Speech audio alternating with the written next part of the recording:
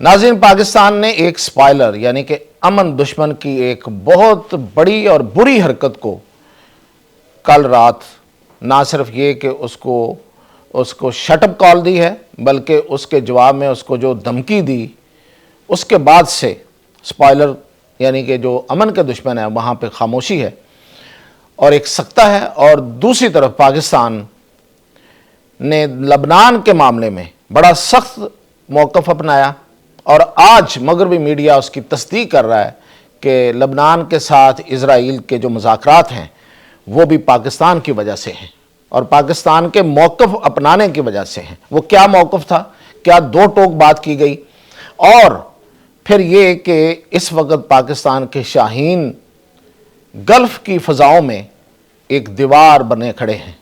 वो दीवार क्या है, किसके मुकाबले में है, क्यों बनाई गई है, क्या ख़दशात हैं, इन सब तफसीलात के साथ मियां ताहिर। तो सबसे पहले तो मैं आपको बताऊं कि कल ईरान के एक जजीरे लुआन में एक स्पॉइलर ने, अब स्पॉइलर हम किसे कहते हैं थोड़ा सा मैं आपको समझा दूं। ये जो जंग लगी हुई है, इस जंग को जो ख़त्म नहीं होने देना चाहते, जिनके मफादात इसमें हैं कि ये जंग ख़त्म ना हो, तो उसमें आपको पता है वो एक नहीं है, दो तीन है। मैं नाम भी ले सकता हूं, लेकिन किसी एक वजह से किसी एक का नाम नहीं लेना तो फिर दो का नाम ले देता हूं। एक को रहने देते हैं, वो आप समझ आइएगा। एक है जी सबसे बड़ा स्पॉइलर इजराइल, और इजराइल ने ये आज ही अभी जो हरकतें करने की वो कोशिश करता रहा है या कर सकता है, यही नहीं है, माजी में उसने इसी जंग के दौरान बहुत कुछ किया।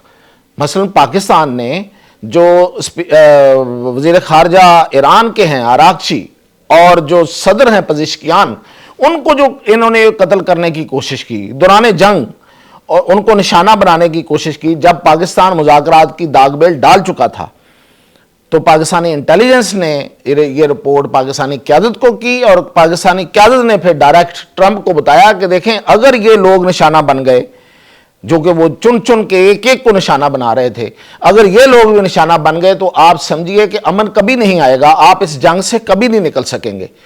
तो ये रिपोर्ट नहीं थी ट्रंप को, ये CIA को ये इस बात का नहीं पता था, पाकिस्तानी इंटेलिजेंस ने ये रिपोर्ट दी।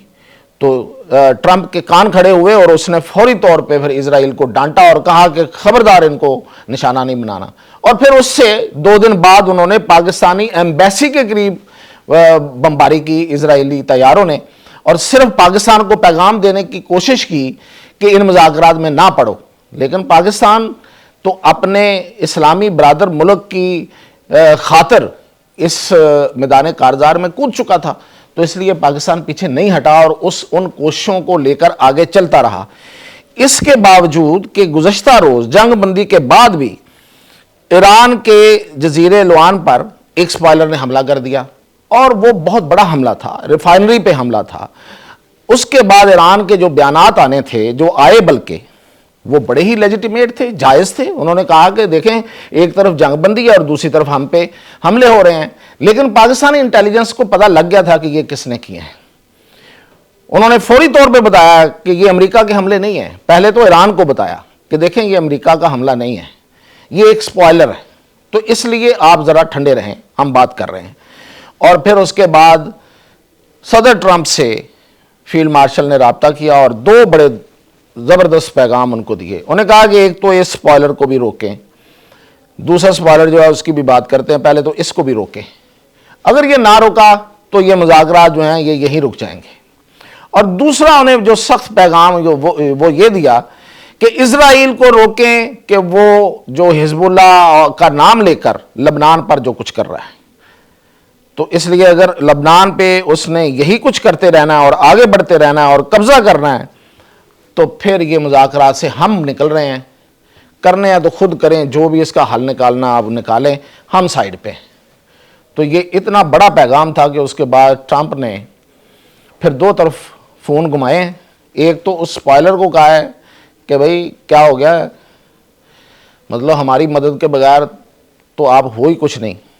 ये वो स्पॉइलर है जहाँ पे अमेरिका के अड्डे हैं, तो इसलिए ज़रा होश करो और ये अपने आप को रोको, तुम कुछ नहीं कर सकते, ये दुश्मनी तो आगे जाके भी नहीं पाली जा सकेगी। تو خیر وہ اسپوائلر کو تو یہ اتنا ہی کافی تھا. اور پھر اس نے جو نیتن یاہو کو سنائی ہیں، یعنی کہ ایک یاد ہوگا آپ کو کہ جون میں صدر ٹرمپ نے نیتن یاہو کے حوالے سے ایک گالی نکالی تھی، وہ میں نہیں دینا چاہتا، اس نے تو دے دی تھی میڈیا کے سامنے.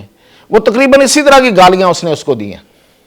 ایک ٹویٹ میں بھی اس نے گالیاں لکھی تھی پچھلے دنوں، یہی اس نے کچھ کہا ہے اس کو. وہ بی سے ہے اور ایک ایف سے ہے کہ پیچھے ہٹ جلدی سے، ورنہ تم پہ جو مصیبت آئے گی. یہ ٹرمپ نے نیتن یاہو کو کہا کہ یہ جو لبنان ہے اس سے پیچھے ہٹ جاؤ، ورنہ جو مصیبت آئے گی اس کے درمیان میں نہیں آؤں گا، اور پھر اس کو اکیلے بھگتنا، اور وہ مصیبت جو ہے وہ چاروں طرف سے آئے گی. تو اسرائیل کو اس پیغام کا اچھی طرح سمجھ لگ گئی کہ امریکہ کیا کہنا چاہتا ہے اور کون سی مصیبت ہے جس کا وہ نام لے رہا ہے. تو یہی وجہ ہوئی ہے کہ لبنان کے ساتھ وہ اب مذاکرات پہ مجبور ہوا ہے، اور اس نے مذاکرات کی بات کی ہے. اور اب اور اس کے بعد پھر آپ کو یاد ہوگا کہ لبنان کے وزیر اعظم نے بھی وزیر اعظم شہباز شریف کو فون کیا، اور اس پر پھر وزیر اعظم نے انہیں کہا کہ بات کنوے ہو چکی ہے، آپ انتظار کریں، آپ کو وہ خود بات کریں گے آپ کے ساتھ مذاکرات کی. اور وہی ہوا کہ شام کے وقت پھر دونوں کے مذاکرات کی جو بات ہے وہ ہو گئی ہے. اور اب دیکھتے ہیں کہ اسرائیل کتنی دیر تک رکا رہتا ہے. لیکن یہ سپوائلر ہیں، یہ کسی وقت بھی کوئی بھی حرکت کر سکتے ہیں. اور یہی وجہ ہے، اس سے اگلی جو میں آپ کو خبر دے رہا ہوں کہ پاکستان نہ صرف ان مذاکرات کو کروا رہا ہے، اپنے ٹیبل دے رہا ہے، ان مذاکرات کو کامیاب کرنا چاہتا ہے، بلکہ وہ ان مذاکرات کو کامیابی سے آگے لے کے جانا چاہتا ہے. کسی بھی سپوائلر کو کوئی موقع ملے، جیسے کہ آپ کو یاد ہوگا کہ حماس کے لیڈروں کے ساتھ بات چیت ہونی تھی، اور امریکہ کی ہونی تھی اور قطر میں ہونی تھی، اور وہاں پہ دونوں فریق موجود تھے، اور اسرائیل نے وہاں پہ حملہ کر دیا تھا حماس کے لیڈروں پہ. تو ایسی کوئی بھی حرکت، کوئی بھی یہ امن کا دشمن جو اس وقت حسد، جس کے سینے پہ حسد اور بغض اور کینے کے سانپ لوٹ رہے ہیں، وہ کوئی بھی حرکت کر سکتا ہے. تو اس لیے پاکستان نے انتظامات کر لیے ہیں. وہ کیا کیے ہیں کہ ایک تو ایرانی قیادت کو اپنے جہازوں کے حفاظت میں، اپنے فائٹر جیٹس کی حفاظت میں وہاں سے لایا جا رہا ہے. J-10C اور F-16 اس وقت آپ سمجھیں کہ ایران کی فضاؤں میں ہیں، وہ کسی وقت بھی واپس آ جائیں گے ان کو لے کے. اور دوسرا، پاکستان نے گلف میں ایک خاص فضائی دیوار بنا دی ہے. یہ پوری یہ جو خلیج کے ممالک ہیں اس میں، تاکہ اور اپنے جہازوں کو وہاں پہ، فائٹر جیٹس کو وہاں لگا دیا ہے. اور اس وقت وہاں پہ صورتحال یہ ہے، جو راڈارز ہمیں بتا رہے ہیں کہ پاکستانی فائٹر جیٹس موجود ہیں، اور پاکستان کے ری فیولنگ ٹینکس وہاں موجود ہیں. اور اس میں F-16 طیارے ہیں، یہ جان بوجھ کے F-16 کو بھیجا گیا ہے، یہ اسٹریٹجک موو ہے. اور C-130H طیارہ جو ہے وہ اس وقت جو پتہ چلا ہے ہمیں کہ وہ سعودی کنگ عبدالعزیز ایئر بیس تقریباً پہنچ گیا ہے. اور جو طیارے ہیں اس وقت ری فیولنگ کے، IL-78 اسے کہتے ہیں، ایئر ٹینکر اس کو کہا جاتا ہے، IL-78 MRTT، یہ فضا میں ہیں. JF-17 اور F-16 اور J-10 تینوں قسم کے پاکستان کے ہیرو جہاز. یہ F-16 تو امریکی جہاز ہے، اس کو اسٹریٹجک پوائنٹ آف ویو سے اس وہاں بھیجا گیا، لیکن 2 پاکستان کے ہیرو جہاز اس وقت وہاں موجود ہیں، اور جن کا مقصد ہے کہ فضا سے آنے والی کسی بھی شرارت کو نہ صرف روکنا، بلکہ اسے وہیں پہ جڑ میں اسے دبا دینا جہاں سے وہ نکلنے کی کوشش کر رہی ہو. اور فضا میں اس وقت نہ صرف یہ کہ یہ طیارے موجود ہیں، بلکہ جو نگرانی کا پاکستان کا جو جدید ترین سسٹم ہے، جو راڈار سسٹم ہے، وہ بھی وہاں موجود ہے. اس سب کے میں نام نہیں بتا سکتا کیونکہ وہ پاکستان کے خفیہ اثاثے ہیں. تو اس وقت پاکستان کی نظر ہے ہر طرف، آسمانوں پہ بھی، زمین پہ بھی. اور انشاءاللہ یہ مذاکرات جو ہیں جو کل سے شروع ہو رہے ہیں، یہ ہفتے کی شام تک کامیابی سے ہمکنار ہوں گے. اجازت دیجیے.